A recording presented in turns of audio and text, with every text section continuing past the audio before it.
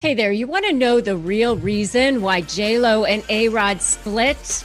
It's a great lesson in the power of walking away. I'm going to tell you why those things actually go together in this video coming up, so make sure you watch.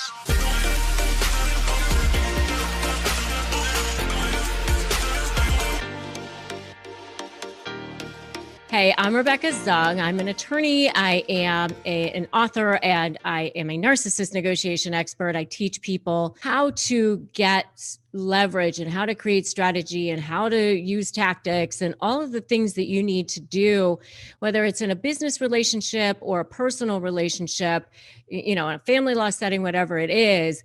And that's what I do right here on this channel. So if you are interested in real tips and tricks, stuff that actually works, make sure you subscribe to my channel and you hit that notification bell. So let's talk about the real reason that JLO and AROD split. So I've heard a lot of different things. Before their split, they were last photographed hugging in the Dominican Republic. And apparently she was filming a movie there or something.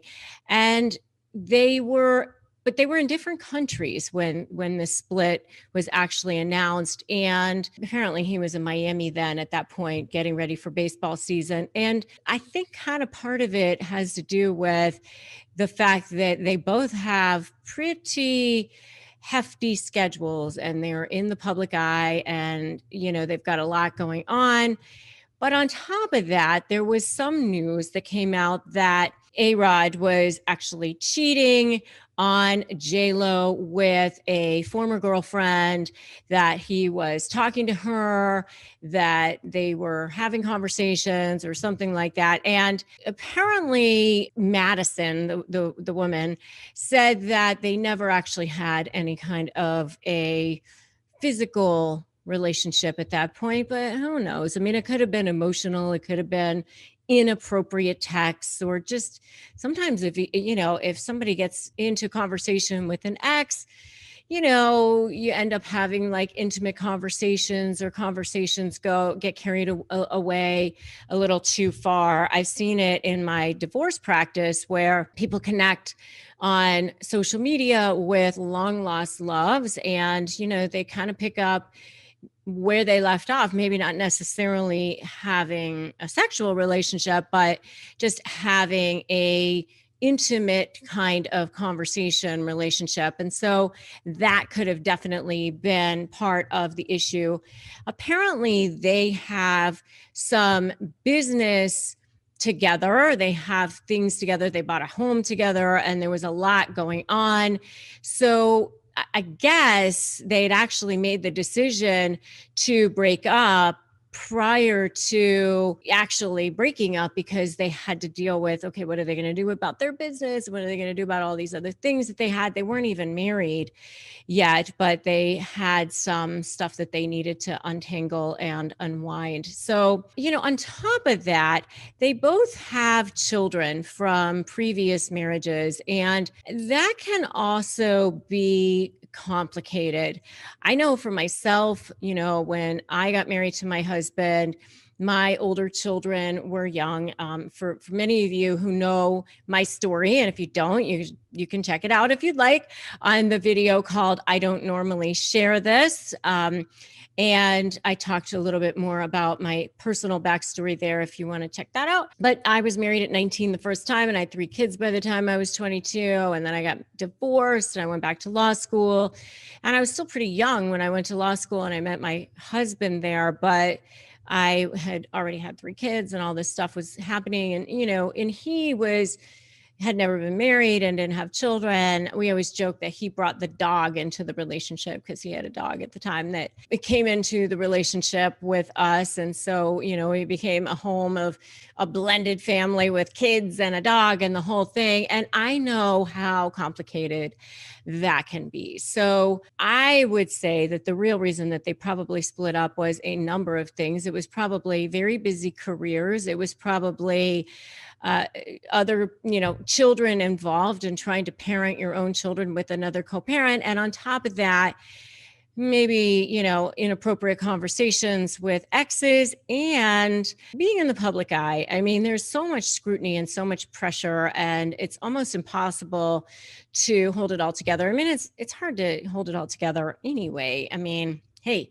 50% of first marriages end up in divorce, as well as I think 67% of second marriages and 73% of third marriages. I mean, we don't get better at this as we go along, apparently. But they were probably just ready to split. And that's how, that's what happens. So, but there is such a power in the story of learning to walk away, and the power of walking away when you know a relationship isn't right for you.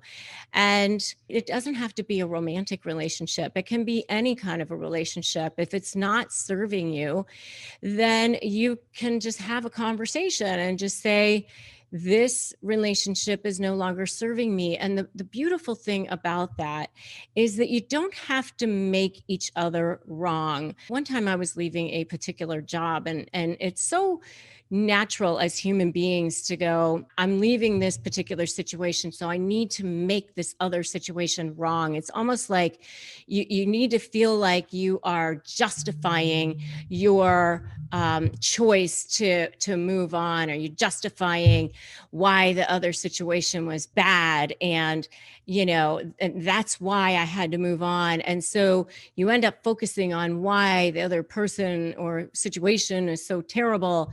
And so then you're really running from something instead of walking powerfully to something. And there's such a huge difference in that. And I want you to hear the languaging and hear how you feel when you hear that, right? I mean, you can just let go and walk powerfully forward. So I want you to write right now in the comments, let go, because I want you to feel how you feel when you just even type the words, let go. You don't have to make the other person wrong. You don't have to run away from something, even though if you're in a relationship with a narcissist, you kind of have to at least walk quickly. I've been there too. So I get that. But you can also be walking towards something. You can be saying, I am choosing something that serves me. I'm choosing a relationship that serves me. I'm choosing a situation that serves me. I'm choosing a life that serves me. I want to embrace the most powerful version of life for me. So there is such a huge power in that. So whether or not that's how JLO and AROD felt when they walked away, there is such a lesson in choosing to walk away and being okay with that, even though, maybe the whole world wants you to be together. There is power in walking away. So I want you to have that power. I want you to feel that power. I want you to write let go down in the comments. If you like this video, I want you to say you like it. Just like and then share it. And also, if you haven't subscribed to my channel, do that now. Subscribe and hit that notification bell. If you want to grab my free Crush My Negotiation ebook, it's a worksheet. You can do that at winmynegotiation.com. And you can also join my free private Facebook group at Narcissist Negotiators with Rebecca Zung. I am so glad that you're here. I want you to feel that unstoppable power of being able to let go. And I will see you in the next video.